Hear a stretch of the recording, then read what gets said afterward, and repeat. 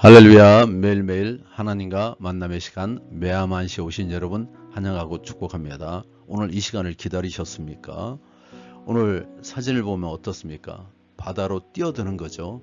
자, 오늘 말씀의 바다로 한번 뛰어들어 보겠습니다. 역대상 13장 1절에 14절을 본문으로 심판과 축복 사이라는 제목으로 말씀을 나누겠습니다. 사랑하는 성도 여러분, 우리는 하나님을 위한다는 선한 뜻으로 무엇인가를 시작할 때가 많습니다.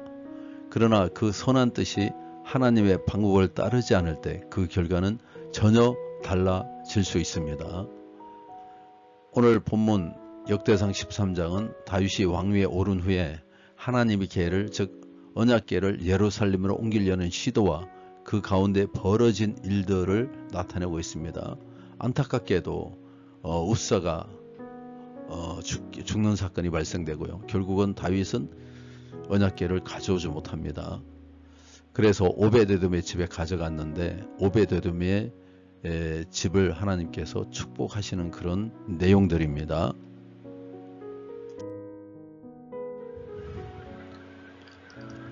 5절에서 14절입니다. 목적이 좋아도 방법이 틀리면 막힙니다.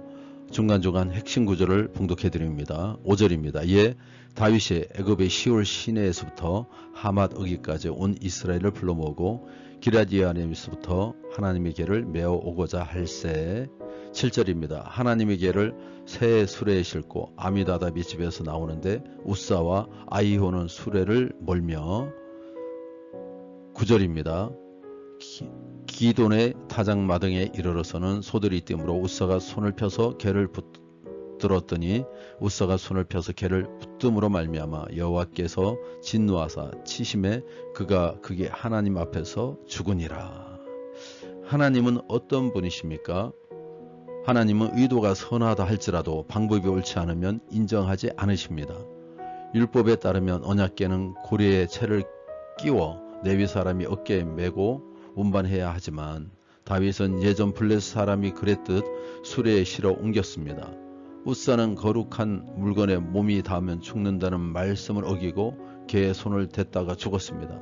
하지만 언약궤를 보관한 오베데돔의 집에 하나님이 복을 주셨으니 이는 다윗 일행이 언약궤를 합당하게 다뤘다면 복을 받으시라는 것을 보여줍니다. 아무리 좋은 의도로 하는 일이라 할지라도 하나님의 방법이 아니면 하나님이 막으십니다. 하나님의 방법대로 하면 복을 주십니다. 다윗은요, 자기의 모든 삶의 중심이 하나님이라는 것을 보여주기 위해서 또 그런 결단으로 언약궤를 가지고 온 겁니다. 너무나도 선하죠. 그러나 하나님 말씀을 따르지 않은 것입니다. 우리가 계획하고 추진하는 일을 점검해 봐야 됩니다. 내가 다 교회를 위한다고 얘기하고 다 그들을 위한다고 얘기하는데 실제로 자세히 보면 자기 욕심이 굉장히 많습니다. 뿐만이 아니라 하나님의 방법이 아니면 하나님이 기뻐하시지 않습니다. 목적만 선하면 되는 것이 아니라 방법도 옳아야 합니다. 1절에서 5절입니다. 2절 봉독해 드립니다. 다윗이 이스라엘 온 회중에게 이르되 만일 너희가 좋게 여기고 또 우리의 하나님 여호와께로 말미암았으면 우리가 이스라엘 온 땅에 남아있는 우리 형제와 또 초원이 딸린 성읍에 사는 제사장과 레위 사람에게 전령을 보내 그들을 우리에게로 모이게 하고 뭇백성이 4절입니다. 뭇백성이 눈이 이 일을 좋게 여김으로 온 회중이 그대로 행하겠다 한지라. 자, 오늘 이 본문이 우리에게 주시는 교훈은 뭡니까? 다윗은 하나님의 궤를 예루살렘으로 옮기려는 계획을 천부장, 백부장, 지휘관과 의논합니다. 전국에 흩어져 사는 레위인들을 모으고 이스라엘 전성기 시대의 남쪽 끝부터 북쪽 끝까지 온 이스라엘을 불렀고 뭇백성이 이를 선하게 여겼습니다. 소수 영웅들이 멸실해서 모의한 계획이 아니었습니다. 다윗은 주의를 혼자 성취하고 인정받으려는 탐욕을 내려놓고 다같이 이루려는 선한 열심과 겸손으로 소통의 창을 열고 지휘 고하를 막론하고 모든 백성의 의견을 들었습니다. 사람들에게 묻고 기꺼이 그들의 의견을 들어야 합니다. 결정할 것이 많을수록 더 많이 묻고 더 들어야 할 것입니다. 물론 기도를 해야 되는 것이죠. 하나님의 선한 일에도 많은 사람들의 지혜가 뭉쳐야 되는 것입니다. 자, 3절 6절입니다. 말씀 중심의 회복. 자, 3절입니다. 우리가 우리 하나님의 궤를 우리에게로 옮겨오자 사울 때는 우리가 궤 앞에서 묻지 아니하였느니라. 6절입니다. 다윗이 온 이스라엘을 거느리고 바알 곧 유다에 속한 기럇여렘에 올라가서 여호와 하나님의 궤를 메어오려 하니 이는 여호와께서 두 그룹 사이에 계심으로 그러한 이름으로 일컬음을 받았더라. 자, 오늘 이 본문이 우리에게 주시는 교훈은 하나님의 뜻을 무시한 사울과 달리 다윗은 하나님의 뜻을 여쭙기를 원했습니다. 그래서 사울의 통치 기간 내내 기럇여렘에 방치되었던 하나님의 궤를 예루살렘으로 옮기려 했습니다. 언약궤는 하나님의 발판으로 불렸습니다. 이는 언약궤의 상판인 속죄소가 하나님이 임재하시고 말씀하시는 자리였기 때문입니다. 항상 하나님의 임재 안에서 하나님의 말씀을 듣는 것, 이것이 다윗의 바람이었고 우리가 매일 성경을 묵상하는 이유가 아닐까요? 자, 사랑하는 성도 여러분, 적용과 결론을 해보겠습니다. 오늘 우리는 얼마나 말씀의 방법을 따르고 있습니까? 여러분은 얼마나 하나님을 따른다고 하면서, 저도 물론 마찬가지입니다. 제가 서울에서 청주로 내려올 때 큰 소리를 엄청 쳤습니다. 제가 내려가서 충북지방을 다 먹여 살리겠다, 막 이런 식으로 큰 소리를 쳤는데, 그것은 물론 의미나 이런 것은 큰 의미가 있겠죠. 그러나 그것이 하나님의 뜻이었는지 하나님의 방법이었는지 지나고 나니까 참 후회가 되기도 하고 어리석었다는 생각을 합니다. 여러분은 말씀의 방법을 따르고 있습니까? 내 뜻이 옳다 생각하여 하나님의 말씀을 무시하고 있는 부분은 없습니까? 교회를 한다고 하면서 다투고 싸우고 성질내고, 아니, 이해가 되지 않습니다. 주의 일을 하는 거잖아요. 합력하여 선을 이루는 것인데, 이것을 서로 다툰다는 것 자체가 벌써 하나님이 기뻐하지 않는 것이죠.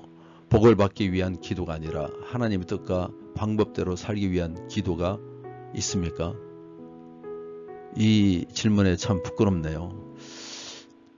이제 앞으로는 이와 같은 결단을 하기를 원합니다. 이제 하나님의 뜻이 무엇인지를 위해서 기도해 보시기 바랍니다. 개인뿐만 아니라 교회와 공동체 안에서 하나님 뜻대로는 기준이 회복되기를 간절히 축원합니다. 기도하겠습니다. 거룩하신 하나님 아버지, 다윗처럼 주님의 임재를 갈망하며 우리의 삶 가운데 하나님 뜻이 온전히 이루어지기를 간절히 소망합니다. 그러나 우리가 주님의 일을 행한다 하면서도 종종 우리의 방식과 판단을 앞세웠음을 고백합니다. 선한 목적에만 집중하며 주님의 방법을 놓쳤던 우리의 교만과 어리석음을 주님 용서하여 주시옵소서. 주님, 이제는 하나님의 말씀 위에 바로 서게 하시고 당신의 뜻뿐만 아니라 하나님의 방식에 따라 순종하는 신실한 자들이 되게 도와주시옵소서. 하나님의 일을 하나님의 방식으로 감당하는 겸손한 자들 되게 도와주시옵소서. 공동체 안에서도 더 많이 듣고 나누며 함께 세워가는 지혜와 사랑을 허락하여 주시옵소서. 말씀을 중심에 두고 살아가는 삶이 회복되게 하시고 우리의 가정과 교회 공동체가 하나님의 인재 앞에 바로 서게 도와주시옵소서.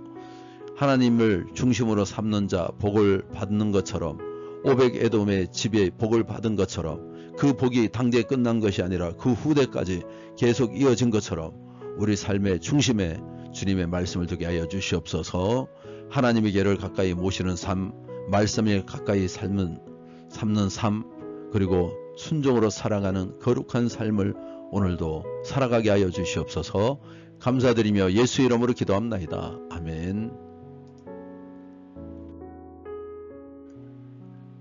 하늘에 계신 우리 아버지여, 이름이 거룩히 여김을 받으시오며 나라의 임하시며 뜻이 하늘에서 이루어진 것 같이 땅에서도 이루어지이다. 오늘 우리에게 이루어질 양식을 주시옵고 우리가 우리에게 죄 지은 자를 사하여 준 것 같이 우리 죄를 사하여 주시옵고 우리를 시험에 들게 하지 마시옵고 다만 악에서 구하시옵소서. 나라와 근세와 영광이 아버지께 영원히 있사옵나이다. 아멘.